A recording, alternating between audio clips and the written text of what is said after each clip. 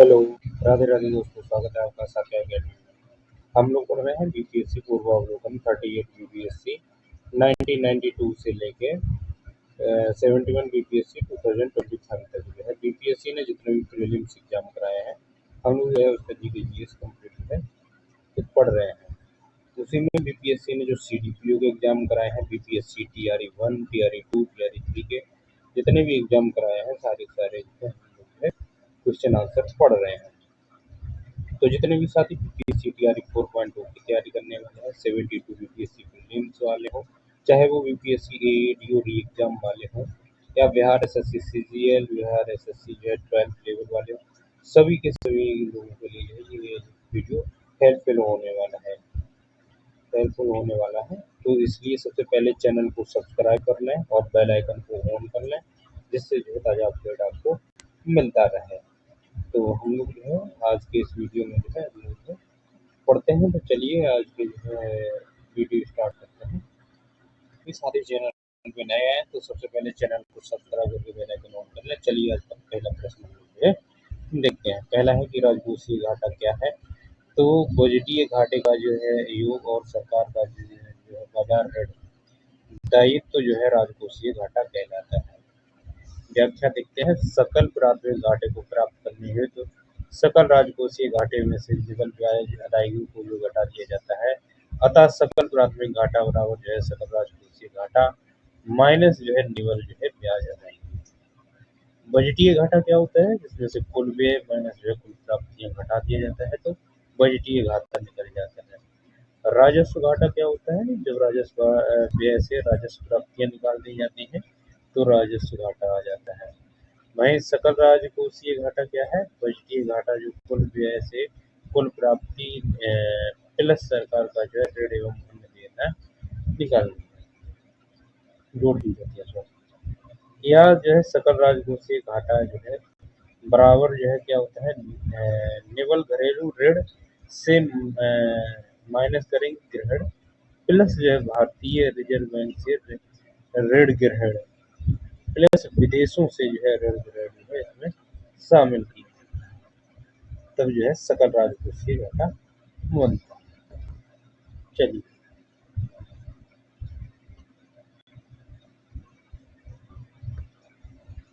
जो है कब बाजार ऋण दायित्व होता है। अगला जो है प्रश्न हमारा क्या है कि निम्नलिखित में से कौन सा जो है एक राजकोषीय नीति का उपकरण नहीं है। तो ब्याज दर जो है नहीं है राजकोषीय नीति का उपकरण।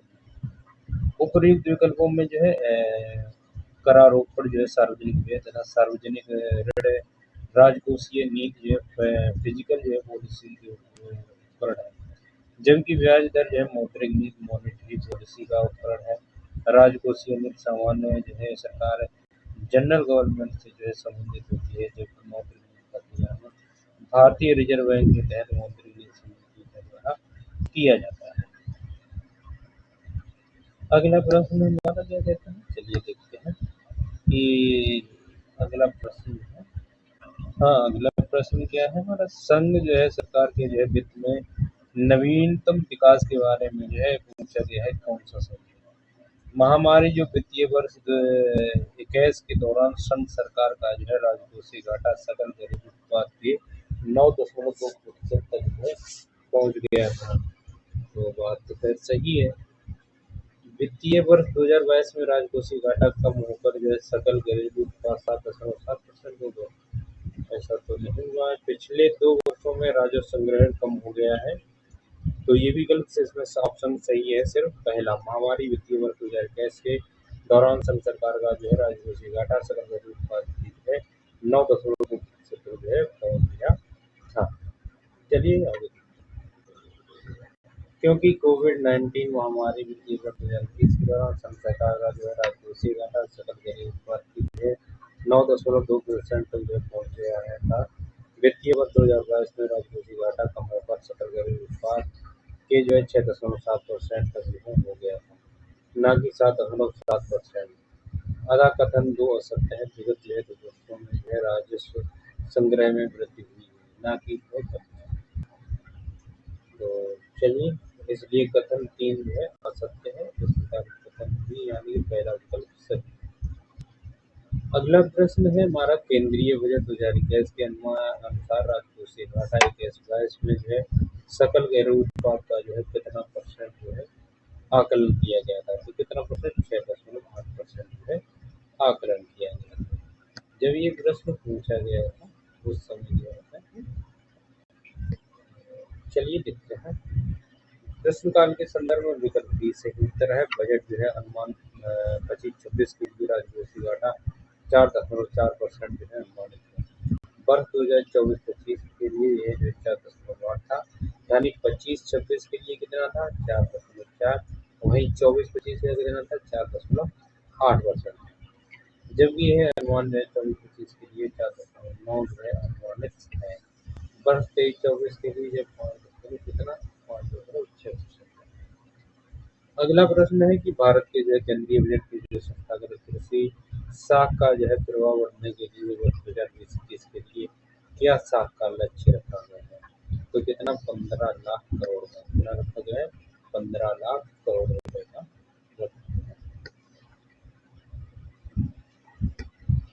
अब इसकी जो है व्याख्या देखते हैं। केंद्रीय बजट 20-21 में जो है कृषि साख के लिए 15 लाख करोड़ रुपए का प्रावधान किया गया था, जबकि केंद्रीय बजट जो है 21-22 में यह 16.5 लाख करोड़ रुपए घोषित किया गया। बजट जो है 2023-24 में इसे बढ़ाकर जो है 18 लाख करोड़ रुपए तथा बजट 23-24 में पुनः वृद्धि करते हुए 20 लाख करोड़ रुपए जो है कर दिया गया था। केंद्रीय बजट जो है 24-25 एवं 25-26 में कृषि साख का प्रवाह बढ़ाने हेतु जो है कोई घोषणा नहीं की। अगला प्रश्न हमारा है कि ग्रामीण क्षेत्रों में प्रत्यक्ष जो है संबंधित परिवार कल्याण जो है सेवाओं के लिए केंद्रीय बजट जो है 1995-96 में जो है प्रस्तावित आवंटन किया गया है 726 करोड़। प्रश्नकाल हेतु जो है विकल्प सी उत्तर था। बजट जो है 25-26 के परिवार कल्याण से जो है सेवाओं हेतु 1536.97 करोड़ रुपए ब्याज व्यय का प्रावधान किया गया। अगला प्रश्न है कि भारत के बजट में किस वर्ष वस्त्र लेन देन का जो है CTT प्रस्तुत किया गया था? तो 2013-14 कमोडिटी ट्रांजैक्शन टैक्स वस्त्र लेन देन का पहली बार बजट 2013-14 में प्रस्तुत किया गया।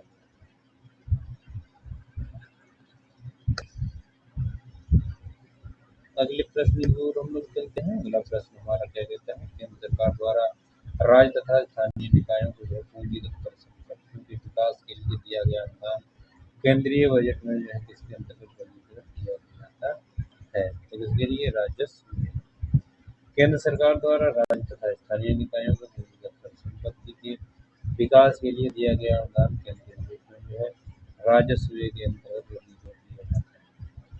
राजस्व व्यय से उपग्रह सरकार द्वारा एक वित्तीय वर्ष में की जाने वाली उस अनुमानित व्यय से है जिसके फलस्वरूप न तो संपत्तियों का निर्माण हो और न ही देयताओं में कमी आए।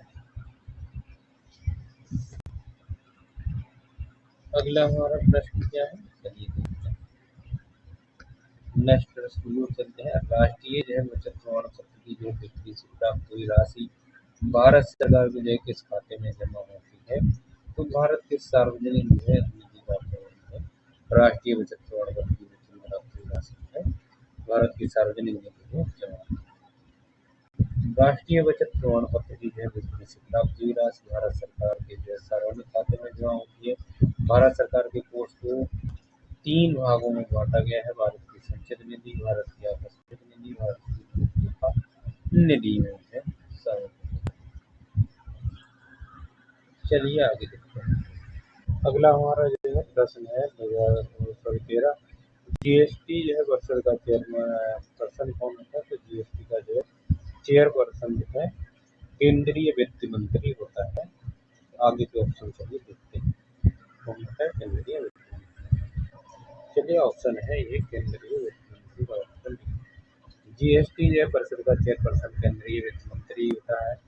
वर्तमान में GST परिषद की जो चेयरपर्सन केंद्रीय वित्त मंत्री निर्मला सीतारमण है। अगला प्रश्न है कि वस्तु एवं सेवा कर GST के संदर्भ में राजस्व जो है तटस्थ कर जो है का जो है अर्थ क्या है? तो वह है दर जिस पर जो है राज्य एवं केंद्र के लिए जो है कर राजस्व GST से पहले जो है समान है। चलिए आगे चलते हैं, इसकी व्याख्या देखते हैं। व्याख्या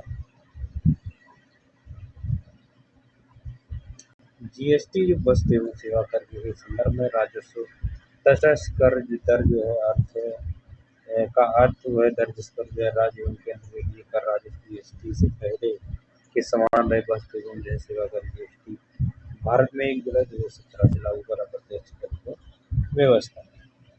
अगला प्रश्न है कि सरकारी व्यय को जो है नियंत्रित करने का जो है प्राधिकार है किसको है? वित्त मंत्रालय। सरकारी व्यय को नियंत्रित करने का प्राधिकार वित्त मंत्रालय के अधीन है। वित्त मंत्रालय में 6 विभाग शामिल हैं: आर्थिक कार्य विभाग, व्यय विभाग, राजस्व विभाग, निवेश और जो है लोक संपत्ति जो है प्रबंधन, वित्तीय सेवा विभाग एवं लोक उत्पन्न विभाग। इन 6 विभागों में व्यय विभाग केंद्र सरकार की सार्वजनिक वित्त प्रबंधन प्रणाली और राज्यों की जो है वित्तीय स्थिति से संबंधित है निगरानी रखने वाला जो है एक मुख्य विभाग है। चलिए आगे देखते हैं। अगले प्रश्न की ओर हम चलते हैं। नेक्स्ट क्वेश्चन हमारा कौन सा है? 16 नंबर प्रश्न। 16 नंबर प्रश्न हमारा क्या कहता है? केंद्रीय सरकार के जो है महत्वपूर्ण कर राजस्व के स्रोत पर विचार कीजिए। पहला निगम कर, निगम कर के अलावा अन्य आयकर कर, कस्टम कर, संघ उत्पादन शुल्क, सकल कर राजस्व के मामले में इनका जो है सही अवरोही क्रम में से कौन सा है? तो इसमें से कोई भी इसलिए चलिए आगे। प्रश्न काल हेतु जो है विकल्प ए सही उत्तर है। बजट जो है अनुमान 25-26 के अनुसार केंद्र सरकार के जो है सकल कर राजस्व के जो है प्रमुख स्रोत निम्न है। आयकर कितनी थी? 14,38,000 करोड़। वस्तु एवं जो है सेवा कर जो है कितनी थी? 11,78,000 करोड़ रुपए। निगम कर कितना था? 10,82,000 करोड़ रुपए।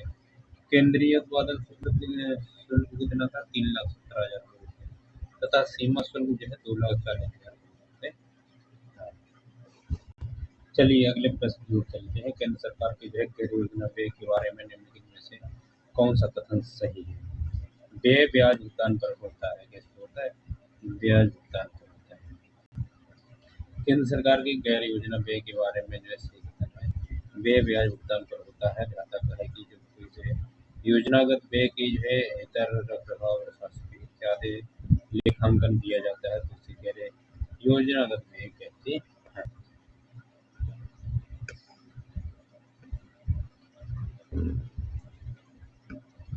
वर्तमान समय में जो भारत में जो योजनागत एवं गैर योजनागत जो है व्यय लेखांकन को समाप्त करते हुए केवल पूंजीगत एवं राजस्व व्यय का जो है लेखांकन किया जा रहा है। अगला प्रश्न है कि निम्नलिखित प्रत्यक्ष करों में से जो है किस तरह से जो है सरकार को अधिकतम राजस्व की प्राप्ति होती है? तो किससे होती है? आयकर से। प्रश्न काल है जो है विकल्प में सही उत्तर बजट अनुमान 2026 में जो है केंद्र सरकार की कुल आय के अंतर्गत प्रत्यक्ष करों में जो है सर्वाधिक हिस्सेदारी आयकर की जो है 14,38,000 करोड़ रुपए है। इसके बाद जीएसटी की जो है 11,70,000 करोड़ रुपए है। वहीं निगम कर जो है 10,82,000 करोड़ रुपए की हिस्सेदारी है। अगला प्रश्न है कि 92, 97, 93 रेल बजट में जो है अतिरिक्त राजस्व की वृद्धि का अनुमान लगभग कितना है? इनमें से कोई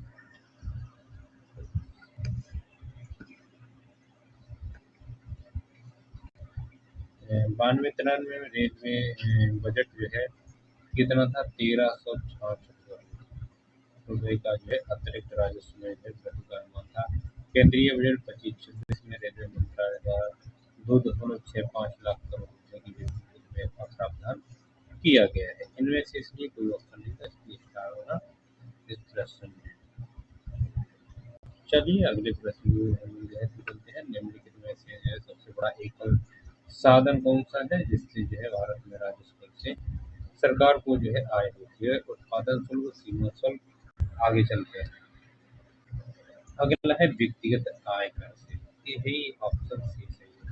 प्रश्न काल जो है में जो है व्यक्ति ये सही था, लेकिन बजट 2025-26 के अनुसार सरकार के सकल राजस्व की प्रमुख स्रोत निम्न है। आय जो है 14,38,000 करोड़ रुपए, जीएसटी जो है 11,77,000 करोड़ रुपए, निगम कर कितना था 10,82,000 करोड़ रुपए, वहीं केंद्रीय उत्पादन शुल्क जो है कितना था 3,17,000 करोड़ रुपए, और जो सीमा शुल्क था वो कितना था 2,40,000 करोड़ रुपए।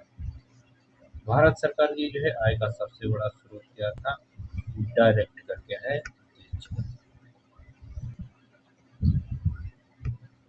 प्रश्नकाल तथा वर्तमान में सभी विकल्पों में तब्दीली हुई है। बजट अनुमान 26 के अनुसार जहाँ सकल कर जो है राजस्व प्रत्यक्ष कर का जो है 59.01% तथा जो है अप्रत्यक्ष कर का हिस्सा 40.99% अनुमानित है। वहीं जीडीपी के अनुमान के संदर्भ में है क्रमशः 7.1% से जो है 4.9% है अनुमानित है। अगला प्रश्न है कि भारत में आय का सबसे बड़ा स्रोत कौन सा है, डायरेक्ट कर। भारत सरकार के राजस्व का जो है प्रावधान स्रोत क्या है, प्रत्यक्ष कर यानी कि डायरेक्ट कर। ब्याज भुगतान का जो है एक आइटम है जिसका है राजस्व क्या है, ब्याज भुगतान राजस्व के अंतर्गत शामिल किया जाता है। इसकी जो है प्राप्ति या व्यय राजस्व आय या व्यय राजस्व के साथ है। ब्याज भुगतान राजस्व की है मत। अगला हमारा प्रश्न है कि भारत में जो है राजस्व घाटे से तात्पर्य क्या है। तो भारत सरकार को अपने उन व्ययों को जो है वित्त पोषण के लिए उधार लेने की आवश्यकता है जो पूंजी का जो है निर्माण नहीं करते हैं। जब सरकार का राजस्व है उसके राजस्व आय से अधिक होता है तो इसके अंतर को जो है राजस्व घाटा कहते हैं। इसकी मूर्ति के लिए सरकार को जो है कर्ज लेती है। इसकी कोई जो है इससे कोई पूंजी संपत्ति नहीं।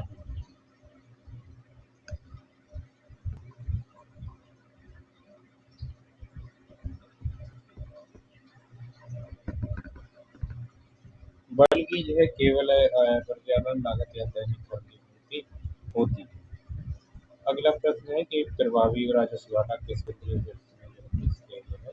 तो 11-12 जो प्रभावी राजस्व घाटा पूरी संपत्तियों के सब्जेक्ट के लिए जो है दिए गए अनुदान का जो है अंतर है। प्रभावी राजस्व घाटे की जो है धारणा को जो है वित्तीय वर्ष 11-12 केंद्रीय बजट से प्रारंभ किया गया है। घाटे की इस अवधारणा को लाने का जो है प्रमुख उद्देश्य राजस्व घाटे के लिए संरचनात्मक दृष्टिकोणों को व्यक्त करना है। इससे जो है वित्तीय वर्ष 12-13 के लिए बजट से राजकोषीय कर दायित्व एवं बजट प्रबंधन अधिनियम जो है 2003 जो है फिजिकल जो है रिस्पॉन्सिबिलिटी एंड बजट मैनेजमेंट जो है 2003 के अंतर्गत सम्मिलित किया गया। प्रभावी राजस्व घाटा जो है कितना है, बराबर है राजस्व घाटा माइनस 20% के सृजन हेतु आवश्यक हेतु सहायता अनुदान। केंद्रीय बजट जो है 25-26 के अनुसार 25-26 बजट के अनुमान प्रभावी राजस्व घाटा जो है जीडीपी का 0.3% है अनुमानित है। जबकि 24-25 में जो है से तथा वर्ष 24-25 के लिए है 1.0% से 0.6% वर्ष 2023-24 के लिए जो है ये 1.06%। अगला परसेंट है 92-93 के लिए जो है वित्तीय घाटा प्रदर्शन है लगभग कितना है 92-93 में जो है इसमें से कोई ऑप्शन नहीं है, इसलिए स्टार करेंगे। इसकी व्याख्या देख लेते हैं, प्रश्न में समझ में आ जाएगा। वर्ष 92-93 के जो है अंत तक जो है केंद्र का जो है बजट जो है घाटा 5,389 करोड़ रुपए अनुमानित है। जबकि इसी वर्ष का जो है राजकोषीय घाटा 34,000 जो है 408 करोड़ रुपए के जो है स्तर पर जो है आकलित किया गया है। केंद्रीय बजट 25-26 के अनुसार जो है वर्ष 25-26 के जो है राजकोषीय घाटा जीडीपी का जो है 4.4% जो है। अगला प्रश्न है केंद्रीय बजट 24-25 में विकसित भारत की दिशा में बजट प्राथमिकता में कौन सा शामिल नहीं है। तो सतत विकास में शामिल नहीं।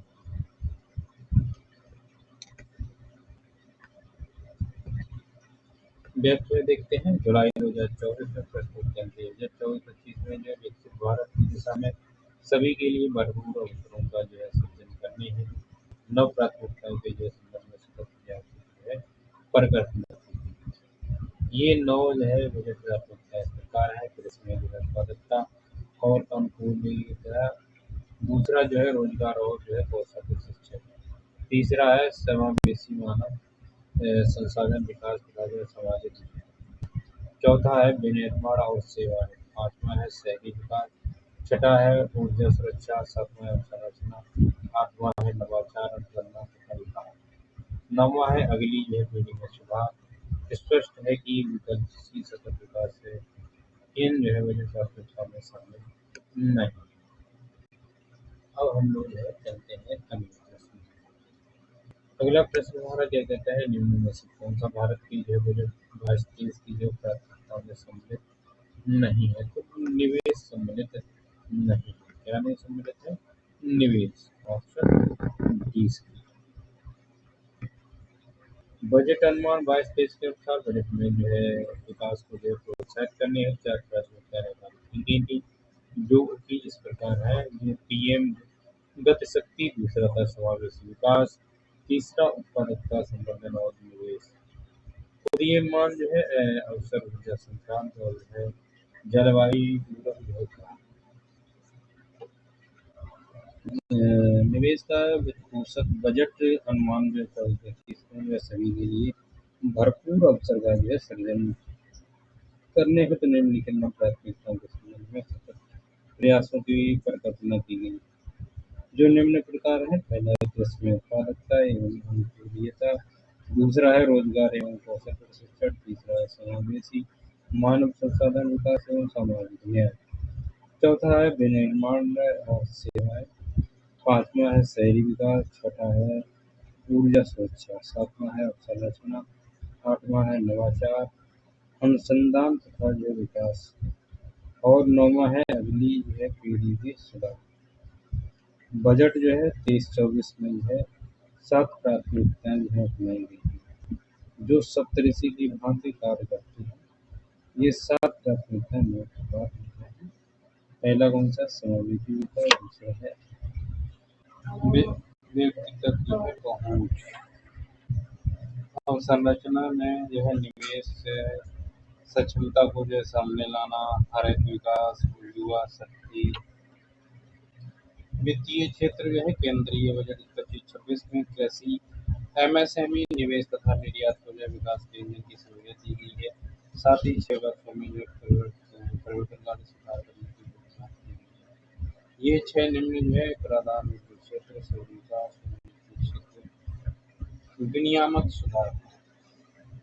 अगला प्रश्न है, निम्नलिखित में से कौन सा एक क्षेत्र 18 के संबंधित नहीं था? शिक्षित करना है नहीं। चलिए इसकी व्याख्या देखते हैं। फरवरी जो है 1 फरवरी 2017 को जो है केंद्रीय मंत्री अरुण जेटली ने जो है केंद्रीय बजट का 18 प्रस्तुत किया। अपने बजट के भाषण में उन्होंने कहा, हमें जानते हैं कि हमें अपने लोगों के लिए काफी कुछ करने की आवश्यकता है। जनता की आवश्यकता को पूरा करने के लिए कार्य जारी रखते हुए अगले वर्ष के लिए हमारा एजेंडा टीईसी इंडिया अर्थात जो ट्रांसफॉर्म एंड एनर्जाइज एवं जो है क्लीन इंडिया भारत में जो है अमूल परिवर्तन लाने जो है शक्ति का संचार करने तथा स्वच्छ भारत जो है बनाने कर रहे हैं। अगला प्रश्न है, वित्तीय वर्ष 21-22 में जो है भारत के जो है टैक्स जीडीपी अनुमान जो है क्या था? तो था 11.7%। केंद्रीय बजट जो है 21-22 में जो है जीडीपी अनुमान वित्तीय वर्ष जो है 21-22 के लिए 11.7% निर्धारित था। बजट जो है अनुमान जो है 25-26 के लिए जो है टैक्स जीडीपी अनुमान जो है 12% है, जबकि 24-25 के लिए जो है ये 11.9% है। अतः वर्तमान अगला प्रश्न हमारा है कि 95-96 के जो है बजट में आयकर छूट की सीमा बढ़ा दी गई है, तो ये कितनी कर दी गई है? 40,000 की छूट सीमा बढ़ा। 0 से 4 लाख पे जो है कितना है, कितना जो है टैक्स है 0%, कितना है 0%। 4 से 8 लाख पे कितना है 5% टैक्स। 8 से 12 लाख पे कितना है 10% लगेगा। वहीं 12 से 16 पे कितना लगेगा 15% लगेगा। 16 से 20 लाख की आय है तो कितना लगेगा 20% लगेगा। 20 से 24 लाख है तो कितना लगेगा 25 लाख लगेगा। 24 लाख से अधिक है तो कितना लगेगा, तो ये लगेगा 30%। अब अगला हमारा प्रश्न है संशोधित जो है संशोधित मूल्य वर्धित कर का जो है संबंध है किससे है, उत्पादन कर से। किससे है, उत्पादन कर से। चलिए इसकी हम लोग जो है व्याख्या देते हैं। व्याख्या क्या कहती है कि उत्पादन जो है शुल्क के इतिहास में वर्ष 1986 एक ऐतिहासिक वर्ष रहा है, जब दीर्घकालीन जो है राजकोषीय नीति जो है 1985 की जो है क्रियान्वयन में जो है वीपी सिंह तत्कालीन वित्त मंत्री द्वारा 1 मार्च 1986 से जो है मोड वेट लागू किया गया। मोड वेट जो है संशोधित मूल्य वर्धित से जो है कर भी एक प्रकार का जो है केंद्रीय उत्पादन शुल्क ही था। अगला प्रश्न है कि भारत में जो है सेवा कर किस वर्ष जो है प्रारंभ किया गया था, तो ये जो है 94-95 में जो है किया गया था। सेवा कर जो है एक जो है अप्रत्यक्ष कर है, इसे जो चलिए सुस्तुत कर जो है वित्तीय वर्ष जो है 94-95 में जो है वित्त अधिनियम जो है 94 के द्वारा लागू किया गया।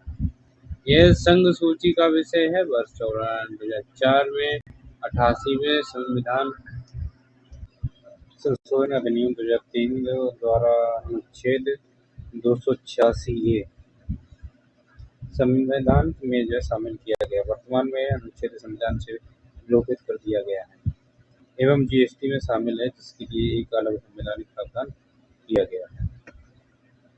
35 प्रश्न क्या है, चलिए देखते हैं। 35 प्रश्न, भारत में बजट घाटे को जो है पूरा करने के लिए तदर्थ ट्रेजरी बिल प्रणाली को जो है समाप्त कर दिया गया है 31 मार्च जो है 1997। एड हाफ ट्रेजरी बिल की जो भारत में शुरुआत वर्ष 1955 में हुई थी। यह रिजर्व बैंक के नाम से निर्धारित होती है तथा सरकार की जो है अत्यंत ही अस्थायी फंड संबंधी जो है आवश्यकता की पूर्ति के लिए निर्धारित की जाती है। इसका प्रत्यक्ष तथा तत्काल मुद्रीकरण जो है हो जाता है, क्योंकि इसके निर्गमन होने के साथ ही रिजर्व बैंक की जो है संपत्ति बढ़ जाती है और अनुषंगी रूप से मुद्रा दायित्व बढ़ होती है। एड हाफ ट्रेजरी बिल्स का जो है निर्गमन 31 मार्च 1997 से बंद कर दिया गया है और इसके स्थान पर अर्थव्यवस्था योजना लागू। अगला प्रश्न है हमारा, संविधान के जो है अनुच्छेद 113 के अनुसार वार्षिक बजट में जो है कितने अनुदान की मांगे संसद में पेश की जाती हैं, तो संसद में पेश की जाती है। इनमें से कोई भी ऑप्शन सही नहीं है। भारतीय संविधान के अनुच्छेद 113 के अनुसार भारत की संसदीय निधि पर आधारित व्यय के अतिरिक्त होने वाली व्यय की मांग को लोकसभा की स्वीकृति के लिए प्रस्तुत किया जाता है। इसे अनुदान की मांग कहा जाता है। इसके लिए कोई संख्या निर्धारित नहीं की है। वर्तमान बजट में 102 अनुदान की जो है मांग शामिल है, कितनी 102, जो कि इसमें नहीं। अगला प्रश्न है, मोड वेट 2 अप्रैल 2021 से कार्यान्वित होगा, प्रस्तावित करता है, तो इसमें से बिक्री कर, सीमा शुल्क, राज्यपाल शुल्क के लिए उत्पाद शुल्क, इनमें से कोई सही नहीं। हम लोग व्याख्या देखते हैं। एल-किजा कमेटी संगठन 1976 की संस्कृत पर जो है वर्ष 1986-87 के बजट में मूल वर्धित जो है कर्ज से वेट की जो है एक जो संशोधित प्रणाली जो है मोड वेट जो है मॉडिफाइड वैल्यू एडेड टैक्स जो है लागू की गई। मॉडिफाई जो है वैल्यू एडेड टैक्स निर्माण क्षेत्र के उत्पादन अर्थात जो है औद्योगिक उत्पादों पर आधारित की गई थी। यह केंद्रीय उत्पाद शुल्क है कि जिसमें उत्पाद के द्वारा मध्यवर्ती जो है अगर कर चुकाए गए कर को जो है घटाने डिडक्शन की व्यवस्था थी। मॉडिफाइड जो है वैल्यू एडेड टैक्स के पश्चात है सी ई एन वैट या सी वैट तथा इसी की अगली जो है कड़ी में 71,500 से वैट वैल्यू एडेड टैक्स है लाया गया है। सरकार द्वारा 1 जुलाई 2017 को वस्तु एवं सेवा का जिसे टैक्स जीएसटी लागू किया गया। अगला प्रश्न है कि भारत में जो है किस पर से रेल बजट को आम बजट में मिला दिया गया था। तो 2017 में रेल बजट को जो है उसे मिला दिया गया आम बजट में। अगले प्रश्न है इसकी व्याख्या देखते हैं। वर्ष 2017 में रेल बजट को आम बजट में मिला दिया गया। वर्ष 2017 में आम बजट में ही रेल बजट को तत्कालीन केंद्रीय मंत्री अरुण जेटली द्वारा प्रस्तुत किया गया था। अगला प्रश्न है भारत में राज्य सरकारों के लिए जो है आय का सबसे महत्वपूर्ण स्रोत क्या है। तो भारत सरकार जो है जीएसटी देगा। जीएसटी प्रश्नकाल में जो है राज्य सरकारों के लिए आय का सबसे बड़ा स्रोत बिजली कर था, जो कि 1995 में था। परंतु वर्तमान में जीएसटी कर लागू होने से राज्य सरकारों के लिए करों के संदर्भ में आय का सबसे बड़ा स्रोत राज्य जीएसटी। विगत जो है वर्षों में भारत में केंद्र सरकार का जो सर्वाधिक संपूर्ण जो है इस क्षेत्र में हुआ था तो विकास। प्रश्नकाल में विकास में विकल्प भी सही उत्तर था। केंद्रीय जो है बजट 25-26 में केंद्रीय सरकार के देश की जो है शीर्ष मदद इस प्रकार है। करों और शुल्कों में जो है राज्य का हिस्सा 22%, ब्याज जो है रहेगी 20% है। केंद्रीय क्षेत्र जो है योजना इसमें है रक्षा और आर्थिक सहायता पर पूंजी पर भी शामिल नहीं है 16%। अगला प्रश्न है निम्नलिखित में से कौन सा जो है केंद्रीय सरकार का स्तर नहीं है। तो भूमि राजस्व जो है सेंट्रल गवर्नमेंट का कार्य नहीं।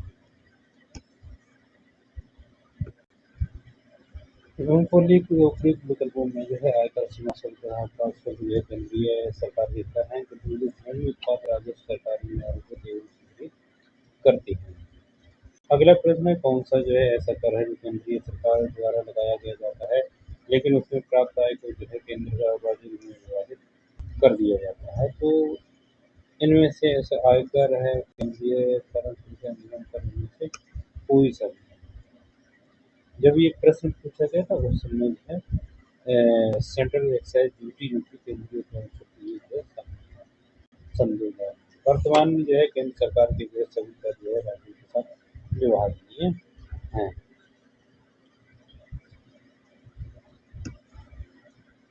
अगला हमारा प्रश्न क्या कहता है कि निम्नलिखित में से जो है कौन से जो है परोक्ष कर है। तो कौन से हैं बिक्री कर है उत्पादन शुल्क सॉरी सी ऑप्शन। उपयुक्त विकल्पों में जो है दिए गए करों में से आय कर जो है संपत्ति कर जो है प्रत्यक्ष कर जिसे डायरेक्ट टैक्स कहते हैं, जो बिक्री कर और उत्पादन शुल्क परोक्ष कर जो है इनडायरेक्ट टैक्स है। अगला जो है प्रश्न है भारत में 2017-18 में स्थित या निश्चित निवेश की विकास जो है target में से बढ़कर निहित 2018 में इसमें 10% हुई है। तो इसमें हुई 9.3%। आर्थिक जो है सर्वेक्षण 18-19 के अनुसार भारत में जो है स्थिर या निश्चित निवेश की जो है विकास दर जो है 16-17 के लिए 8.3% से बढ़कर जो है वर्ष 17-18 में 9.3% और पुनः वर्ष 18-19 में बढ़कर जो है 10%। आर्थिक सर्वेक्षण 24-25 के अनुसार स्थिर पूंजियों जो कि 11-12 पर जो संकल स्थिर पूंजी निर्माण की दर में वित्त वर्ष जो है 24 की दूसरी छमाही में 6%, 6.4% पर आ गई। वित्त वर्ष जो है 24-25 में जो है सेकेंड के लिए जो है यह 6.1%। 14वें वित्त आयोग के अनुसार विभाजन में शुद्ध केंद्रीय राजस्व में जो है राज्य का जो है परसेंट कितना है 42%। कितना 42। 14वें वित्त आयोग का गठन जनवरी 2013 में जो है पूर्व RBI governor doctor Y V Reddy की अध्यक्षता में किसकी अध्यक्षता में हुई वाई वी रेड्डी की अध्यक्षता में हुआ है।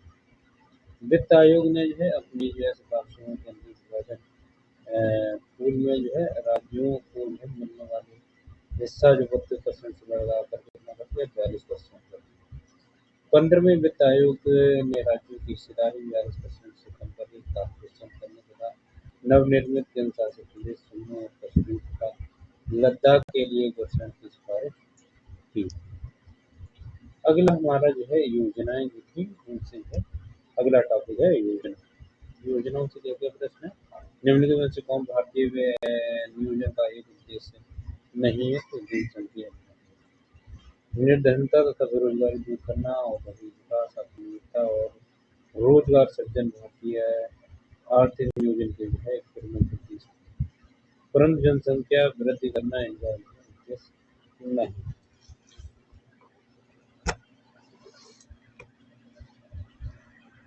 चलिए और कुछ प्रश्न की ओर हम लोग चलिए। अगला हमारा प्रश्न है कि भारत में जो है नियोजित अर्थव्यवस्था आधारित है, तो मिश्रित अर्थव्यवस्था जो है भारत में आधारित है। भारत में नियोजित अर्थव्यवस्था मिश्रित अर्थव्यवस्था पर आधारित है। भारतीय अर्थव्यवस्था निजी सार्वजनिक शक्ति से अस्तित्व है। भारतीय संविधान के निजी संघीय संविधान को अपनी आर्थिक क्षेत्र में राज्य को है। इस प्रकार निर्देशन करना होगा कि इससे समाज में बहुत ही साधनों के लिए समय प्राप्त हो सके और इससे जो है कुछ व्यक्तियों के जो है हाथों में संपत्ति का जो है संकेंद्रण एवं जो है संघा शोषण रोका जा सके। साथ ही निजी क्षेत्र के जो है तहत व्यक्तित्व पहल की भी पूर्ण गुंजाइश रखी गई। अगला प्रश्न है कि इनमें से कौन सा राष्ट्रीय विकास परिषद का जो है हिस्सा नहीं है? तो नीति आयोग का सचिव योजना और गैर और कार्यक्रम क्रियान्वयन मंत्रालय के जो है सचिव। और अगला है नीति आयोग के उपाध्यक्ष। और अगला उसके बाद कहा है भारतीय वित्त आयोग के अध्यक्ष। ये ऑप्शन चूज करना है ई से। केंद्र सरकार द्वारा 1 जनवरी 2015 को नीति आयोग को स्थापित किया गया है। किसको स्थापित किया गया? नीति आयोग। तत्कालीन समय में योजना आयोग तथा राष्ट्रीय जो विकास परिषद एक दूसरे से संबंधित थे, क्योंकि योजना आयोग की जो है रिपोर्टों का अनुमोदन एवं क्रियान्वयन राष्ट्रीय विकास परिषद द्वारा किया जाता था, जबकि वर्तमान में नीति आयोग की जो है पास सहमति गवर्निंग काउंसिल है। अतः राष्ट्रीय विकास परिषद एवं नीति आयोग के संबंधों की जो है वर्तमान परिप्रेक्ष्य में व्याख्या करना संभव नहीं।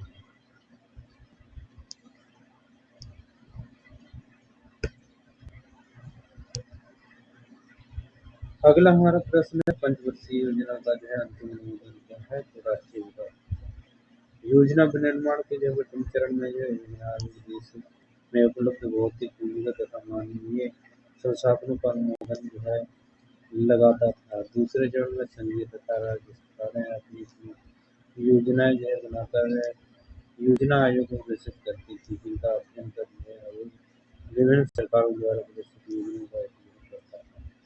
तृतीय चरण के प्रारंभ में योजना आयोग योजना का प्रारंभिक ड्राफ्ट जारी करता था, तदनुसार योजना आयोग विभिन्न सरकारों से जो है परियोजना को प्रकृत निर्धारित कर केंद्रीय मंत्रिमंडल तथा जो विभिन्न मंत्रालयों से परामर्श के जो है पश्चात योजना का जो है कैबिनेट के जो है समक्ष प्रस्तुत करता है। कैबिनेट के जो है अनुमोदन के पश्चात योजना प्रारूप राष्ट्रीय विकास परिषद एनडीसी को जो है भेज दिया जाता है। एनडीसी योजना आयोग द्वारा प्रस्तावित योजना को से स्वीकृत करती थी।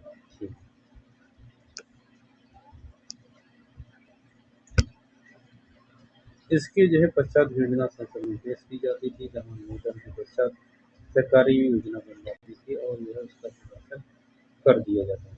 अगला प्रश्न है पंचवर्षीय योजना के मसौदे को अंतिम रूप से जो है स्वीकृति प्रदान की गई राष्ट्रीय विकास परिषद के द्वारा। अगला प्रश्न है कि पंचवर्षीय योजना के उद्देश्य में से कौन से थे? तो विकास, आधुनिकीकरण, आत्मनिर्भरता और साहित्य, तो इनमें से कोई सा भी सही नहीं। भारत में पंचवर्षीय योजना के प्रमुख उद्देश्य है वृद्धि था, आधुनिकीकरण था, वृद्धि, आधुनिकीकरण और आत्मनिर्भरता। क्या है? आत्मनिर्भरता। साहित्य इसका केंद्र बिंदु नहीं था। क्या? साहित्य नहीं था। अतः विकल्प कौन सा सही है? यानी कि पहला, दूसरा और तीसरा सही है।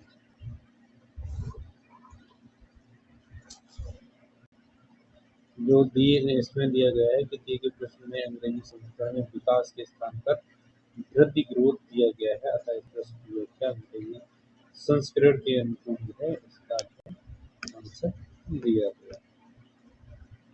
तो हमारा अगला प्रश्न क्या कहता है, चलिए देखते हैं। भारत में जो है मध्य अर्धशतक जो है मिड 50s में जो है अपनाए गए महानवीन इस्लाम मॉडल का जो है उद्देश्य था। तो क्या था, भारी उद्योगों की जो है स्थापना करना और जो पूंजी संग्रह थे। द्वितीय पंचवर्षीय योजना जो है 1956 से 61 में तीसरी मॉडल पर आधारित थी। मॉडल में जो है सम्मिलित क्षेत्र, पूंजीगत वस्तु क्षेत्र, फैक्ट्री उत्पादित उपभोग्य वस्तु क्षेत्र, लघु इकाई उत्पादन क्षेत्र, घरेलू क्षेत्र। इस जो है योजना के जो है आधारभूत हमारी भूमि पर जो है विशेष बल के जो है 7 देश की जो है तीव्र औद्योगिक जोड़ को जो है प्रमुख लक्ष्य माना गया। अगला प्रश्न है, दूसरी पंचवर्षीय योजना की रूपरेखा किसने तैयार की है?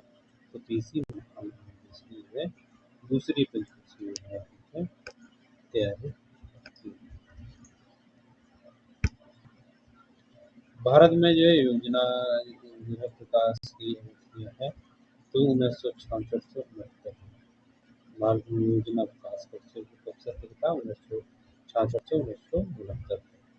तीसरी पंचवर्षीय योजना में की जो समाप्ति 31 मार्च 1966 को हुई और चौथी पंचवर्षीय योजना 1 अप्रैल 1969 में प्रारंभ। इस अवधि अर्थात 1 अप्रैल 1966 से 31 मार्च 1969 तक जो है 3 वर्ष जो है कोई भी पंचवर्षीय योजना अस्तित्व में नहीं है। अतः वर्ष 1966 से 69 में भी भारतीय योजना के इतिहास में योजना अवकाश जो है प्रारंभ कहा जाता है। अगला प्रश्न है कि भारत में योजना विकास था तो कब था 1966 से 69 तक। अगला प्रश्न है पंचवर्षीय योजना की कौन सी अवधि सत्य नहीं है? तो चौथी जो है 66 से 71। ये गलत है क्योंकि 66 से 69 तक तो जो है तीसरी जो पंचवर्षीय योजना जो है योजना विकास का था। चतुर्थ पंचवर्षीय योजना 1969 से 74 तक थी। कौन सी थी?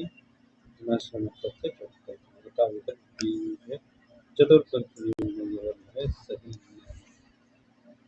चलिए आगे हम लोग देखते हैं।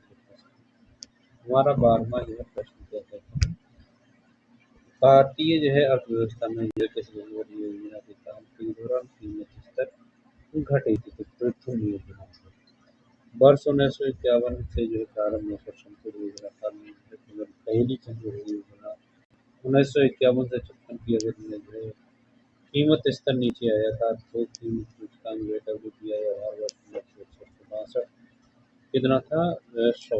1955 से 50 से 51 में 89 था। 1955-56 में गिरकर 74 हो गया।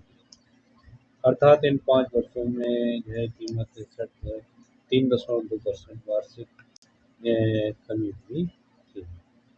अगला प्रश्न है कि इन विकल्पों में से जो है सही चुने।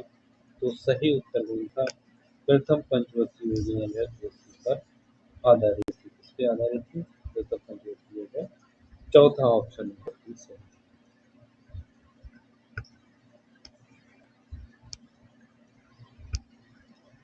प्रथम पंचवर्षीय योजना जो है किस पे आधारित थी? कृषि के साथ साथ जो है मूल मुद्दे जो है विद्युत एवं तृतीय पंचवर्षीय योजना किस पे आधारित थी? आत्मनिर्भर एवं स्वोत्पादन अर्थव्यवस्था बनाने पर। चौथी पंचवर्षीय जो है जनता विकास तथा प्रगतिशील है पूर्व वर्ग। पांचवी पंचवर्षीय योजना जो है गरीबी उन्मूलन, गरीबी हटाओ तथा आत्मनिर्भरता जो है प्राप्ति पर था।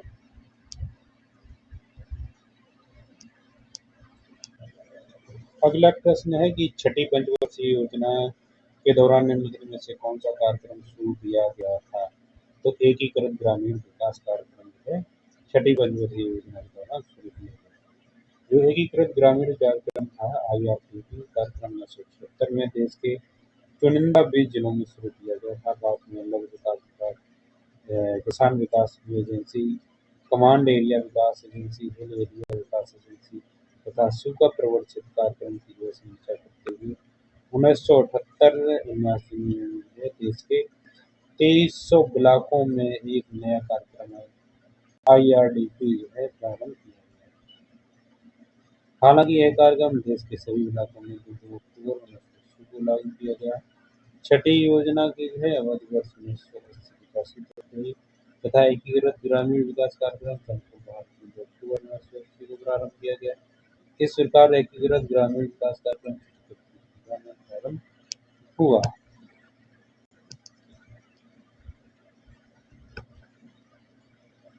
इस योजना का मुख्य उद्देश्य ग्रामीण विकास एवं जनता निवारण था। इस योजना का मुख्य लक्ष्य निर्धन परिवारों को स्वरोजगार क्षेत्र बनाकर उन्हें रोजगार प्रदान करना था, जिससे सहायता प्राप्त परिवार गरीबी रेखा से ऊपर उठ सके। अप्रैल 1999 से ऐसे रोजगार योजना में मिला था। अगला प्रश्न है कि IRDP का मुख्य उद्देश्य क्या है? तो ग्रामीण विकास योजना का निर्माण।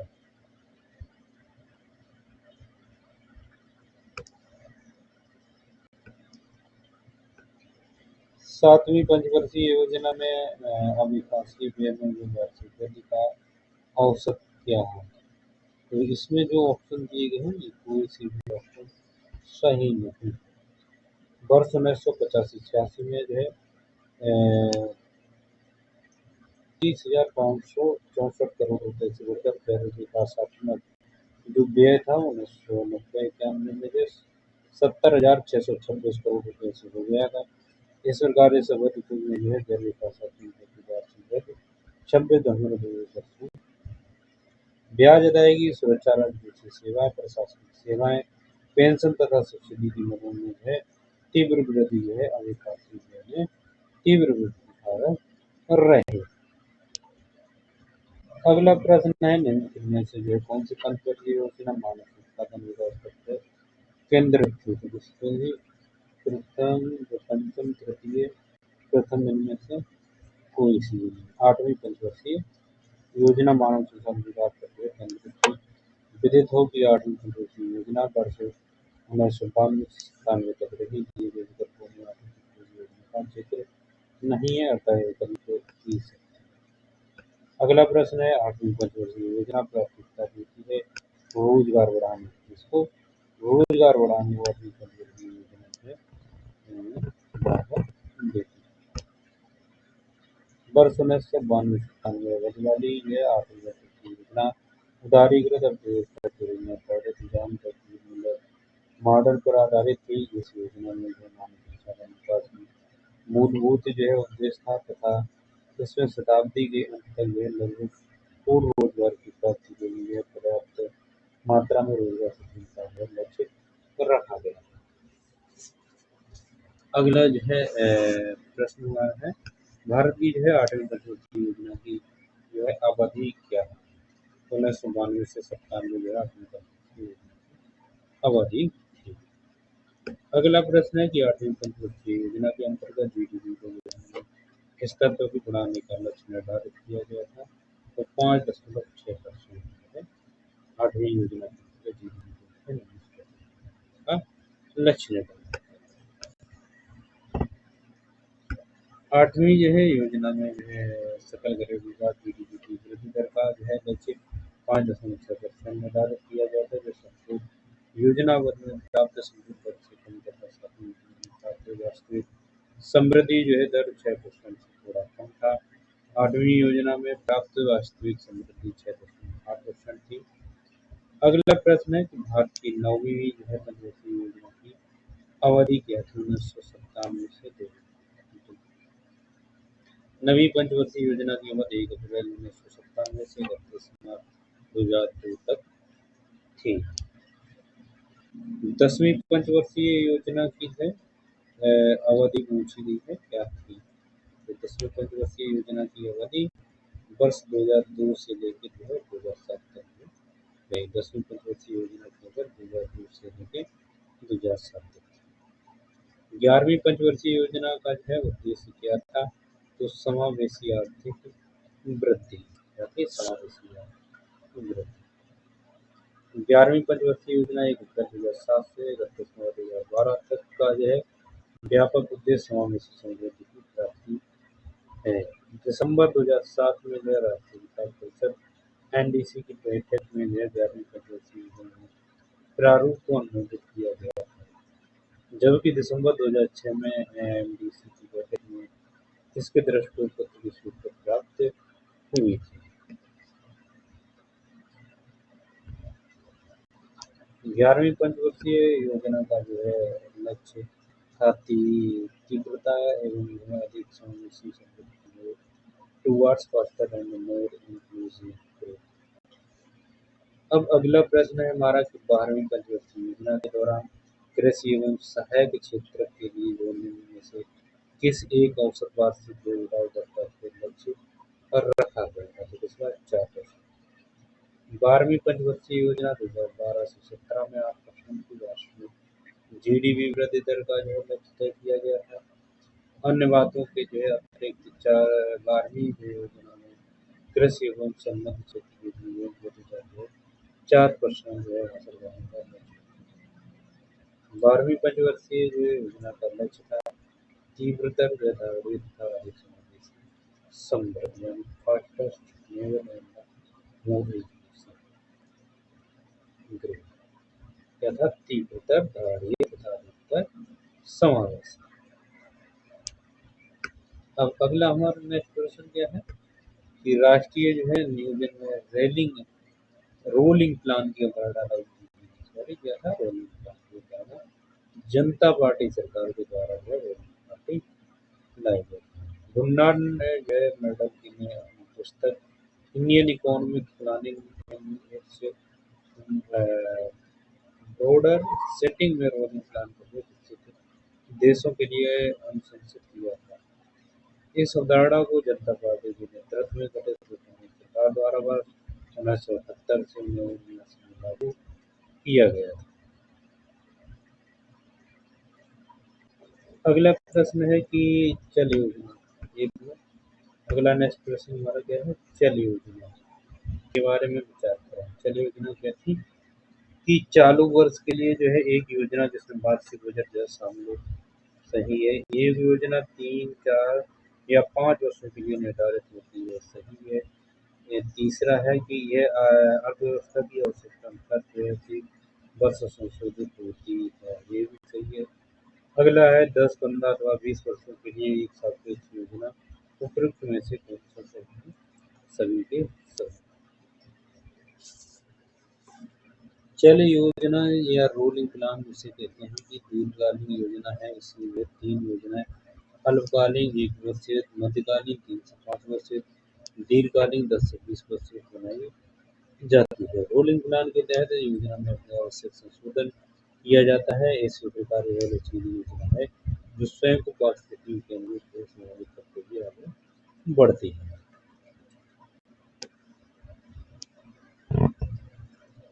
अगला हमारा प्रश्न है कि जिला नियोजन एवं विकास परिषद का प्रावधान कौन सा है? तो जिला नियोजन पदाधिकारी, जिला नियोजन और विकास परिषद का जो प्रावधान जिला जो है नियोजन पदाधिकारी होता है। अगला हमारा प्रश्न है कि मुद्रा एवं बैंकिंग मुद्रा एवं बैंकिंग आरबीआई के जो है विदेशी मुद्रा भंडार जो है एफईआर में जो है कौन शामिल है? तो कौन कौन शामिल है देखते हैं। विदेशी मुद्रा जो है परिसंपत्तियां जिसे एफडीए कहा जाता है, सोना है जिसे साधारण अधिकार जिसे एसडीआर हम लोग कहते हैं, आईएमएफ में जो है आरक्षित स्थित ध्यान रखिए सभी के सभी जो है आरबीआई विदेशी मुद्रा भंडार में शामिल है। कौन कौन? विदेशी मुद्रा परिसंपत्तियां जिसे एफसीए कहा जाता है, उसके बाद सोना, एसडीआर जिसे विशेष जो है अधिकार कहते हैं, स्पेशल ब्रांड राइट्स कहते हैं, आईएमएफ इंडियन मॉनेटरी फंड।